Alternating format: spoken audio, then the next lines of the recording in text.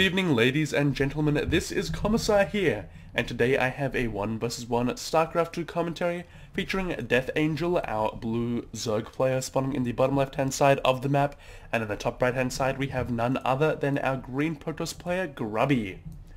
Grubby, of course, is the super famous, super fan favourite that everybody knows and loves from the Netherlands. He recently won the Netherlands WCS for $2,000. He recently came third in the Samsung European Encounter, winning €500, and he recently qualified for the Stars War 7 Western Qualifier, defeating players like Dimaga, winning in a bracket featuring players of White-Ra's caliber. And he came first in that to qualify for the tournament. So Grubby is in really good form right now. He is a top player, and he's basically proven time and time again he can beat anyone, although he hasn't won many big tournaments. Nonetheless, his opponent is Deathangel today, and to be honest, Grubby is probably the favourite today. Deathangel is our Romanian Zerg player. He has drawn a lot of attention over controversies recently, but if you're interested in that, you can just go to Reddit and find out all about it. I myself would rather steer clear of that and talk about his recent professional results. Recently in professional StarCraft, Deathangel has achieved remarkably little. He did achieve some results last year. In Deathangel, he came third for Romania in the IESF 2011 World Championship. That means Romania came third, and he was their StarCraft 2 representative, as it was a combined StarCraft 2 and FIFA, that's soccer, tournament. The prize pool was about $26,000, and I believe he took home just under $4,000 for himself. So a good result there for Deathangel, but nonetheless, since then he has achieved remarkably little, although he has affirmed himself as one of the best in Romania. Last year he did win a Romanian league in StarCraft, coming first over Night End, although based off recent form you'd have to say Night End would be better than him. So I'd say he's probably going to be one of the top in Romania, maybe number 2 in Romania at the moment. It's pretty good. So Grubby is taking a 15 Nexus this game, you'll notice, in response to the 15 hatch out of Deathangel, a gateway in the wall, and a forge not yet down. It appears, yes, the forge is going into the main base, and you will notice that I assume that's because of the health difference. You'll notice that a forge, shield and health combined has 200 less hit points than a gateway, and a cybercore has more than a gateway as well. So I assume he just wants a gateway cyber wall in, which is a bit stronger, keeping the forge at the back. The forge, of course, doesn't need to be super early. In most games you'll see it before the Nexus. That's because the pool is before the hatchery of the Zerg player.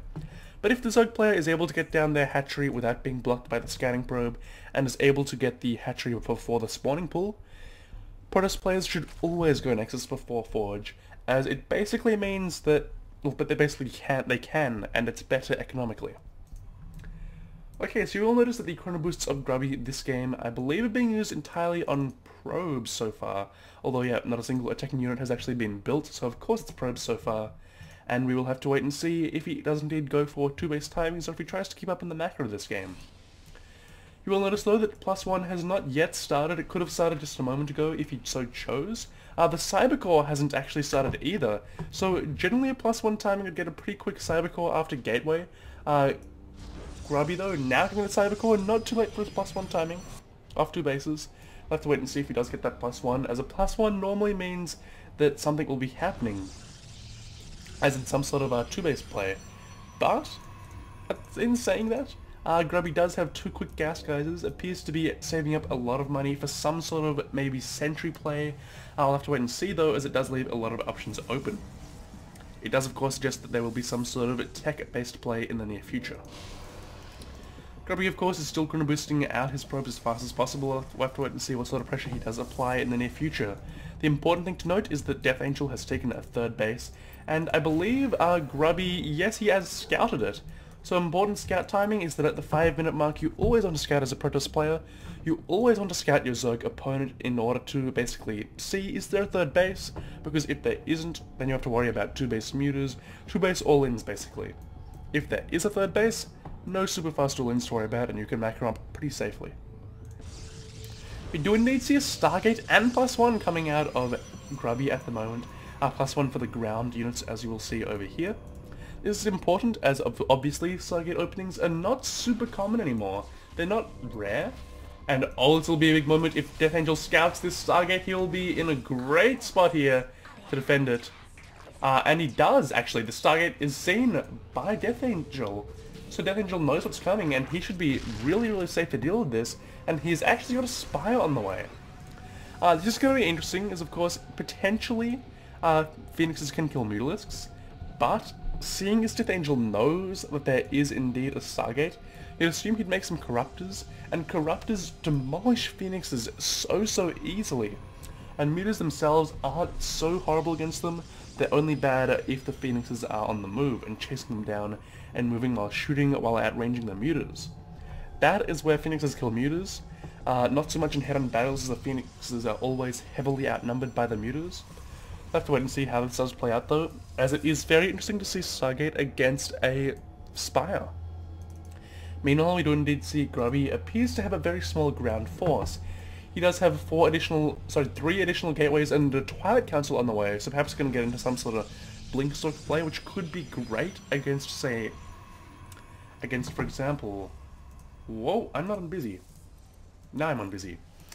Yeah, Phoenix-based play would be great against the, Blink Stalker play would be great against the Mutalisks, I was saying. But meanwhile, of course, we do indeed see that Deathangel does have a few links around the map. He does have some sort of map vision, and of course, already knowing about the Phoenixes, he now sees them for sure. What's odd to me about this is that Deathangel saw basically what was on the way, and he's decided, okay, Mutas can deal with it. He's not deciding to build any spores anywhere, which I don't agree with, because the Phoenixes are so mobile. If you move out their Mutas, you can actually be counterattacked in the economy by the Phoenixes, and oh, we could see a Phoenix going down here, but no. They are all going to escape with their lives and a little bit of hull damage. That is okay though, as the shields will indeed recharge. Meanwhile, we are going to see a cannon taken out here, and oh, not cancelled. That is weird. But meanwhile, Grubby has 3 sentries here, lots of force fields on the ground. He has Immortals coming out at the moment. No, he doesn't. He has Observers coming out at the moment.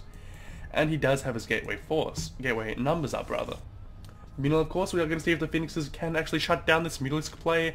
The Observer does indeed see that the Phoenixes are going to have to deal with these Mutalisks. And we are going to see Deathangel basically just flying around, being seen everywhere he goes. And at the moment, the Phoenixes are enough to deal with the Mutas. But Corruptors are on the way, and Corruptors, like I said, shut down Mutas so well. This could be quite close here. We are going to see, it looks like maybe a Muta is going to go down here, as these Phoenixes are going to be on the move, and they are in high enough numbers to kill this Mutaflux. Though now the Corruptor is reinforcing it, it's going to be a very scary push coming out of Deathangel, and Grubby's decision to take a quick third base could haunt him here, as it appears that Deathangel is going to have a vastly superior army. Meanwhile, Grubby is even on Harvesters. If Grubby can hold here, he'll be way ahead, as his economy is so good, and so always wants to have a Harvester lead rather, in this matchup. Instead, it's going to be a Cybercore being targeted here, and we are going to see Phoenix is going to basically do a decent job here, but the Corruptors are focusing them all down. The Corruptors can then move on to the Colossus and take it down. The Lings, though, are going to be cleaned up by Zealots on the ground. The question is, what anti-air is there on the ground for Grubby? He does indeed have Stalkers warming in to try and deal with this air threat. The Corruptors not being overcommitted to, though, by Deathangel. A brilliant composition here by Deathangel, as the Corruptor numbers are so low, but sufficient to deal with the air of Grubby. Meanwhile, Grubby is on the back foot here. He has no blink done yet from the Twilight Council. He has reinforcing Phoenixes, but they will do nothing against these Corruptors in this army. And Grubby is losing Harvesters so fast, already down to 7 lost. He's going to lose more and more due to the bouncing glaives of the Mutalisks. And we are going to see, again, bouncing between base to base. It's so easy for Mutalisks to do all day long. And Blink Stalkers normally shut this down, but there are no Blink Stalkers on the field at the moment, only regular Stalkers, and not enough regular Stalkers to hold on for much longer, I think. Grubby desperately needs more units, and he only has minerals, not enough gas. Oh, I feel that that Pulse Crystal's upgrade is going to be a big waste, as of course it is going to mean no Stalkers reinforcing, and this Muta Ball is enough to kill off this Stalker Ball of Grubby, and this could be devastating for Grubby, as he's being focused down by these Lings as well on the Stalkers, and he's losing all of his anti-air, having to rely on cannons now. Meanwhile, Deathangel reinforcing with nothing but Mutas, and even building another hatch for Macro, I believe, as it is not at a new location of a new base. Meanwhile, of course, Grubby, of course, is just reinforcing Sulkers and Sulkers and Sulkers. The Mutics are doing terrible, terrible damage to his opponent. And you'll see 15-0 Harvest killed this game. The Sulkers being killed off. All these Sulkers are going down. And so little remains for Grubby. It's ridiculous. Trying to hold on by the skin of his teeth. The Phoenix range has now finished, but he has almost nothing left to use it with. No Phoenixes are on the field even. And what is one long-range Phoenix going to do against all of these Mutas, all of these Corruptors? And even with that upgrade, Corruptors still match the range of Phoenixes. So the Corruptors can still shut down the play. And that is a key mistake by Grubby. And I think he's going to lose the game just because he does not have any Stalker's Corruption even being used on those Stalkers to make them even squishier. And at this stage, Deathangel has to win, and there is the GG from Grubby. So game 1 going straight into the hands of Deathangel. Certainly not our fan favourite, the widely hated Deathangel by the community, as of about a few days ago. And Grubby, of course, is going down 1-0. Grubby, I don't know. The thing I felt he could have done better, well, two things. 1, get Blink, and 2, don't get that Phoenix upgrade. He could have gotten no Fleet Beacon, gotten Blink, no Phoenix range, no Fleet Beacon means a ton of extra gas, and instead of floating 800 minerals and having no gas, he could have had Stalkers to kill up to eat up the minerals and the extra gas he would have gotten, and Blink. Blink Stalkers could have held that easily. Blink Stalkers plus cannons plus defensive structures can hold on to that all day long.